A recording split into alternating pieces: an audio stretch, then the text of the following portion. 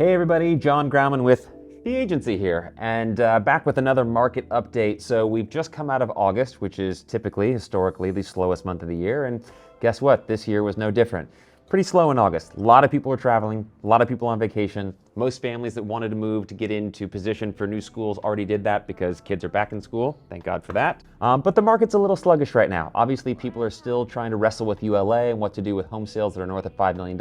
Developers are feeling a little uncertain about what to do about taking on properties and projects with the impending wildlife ordinance coming up. It's a challenging market right now. And at the core of all of this is a supply and demand issue. You've heard me say it before, real estate is at the mercy of supply and demand economics like any other industry, and that's never been more prevalent than it is right now. Sure, there is a shortage of inventory because there are a number of homeowners that are sitting on really low, comfortable 2-3% interest rates they don't want to give up. And I get that, I genuinely do. And there's fewer buyers in the market right now by virtue of there being higher interest rates and less affordability, which has created essentially a stalemate in the market. But it's not going to be this way forever. So buyers, and I'm talking to you here, trust me, mark my words, now is the time, because interest rates are going to come down at some point. I don't know when that is, I don't have that crystal ball, but when interest rates come down, and my personal prediction is that once they come down into, let's say, the fives and they hold there for a sustainable period of time, man, it's going to be game on again. You're going to see a wave of buyers re-enter the market, because keep in mind,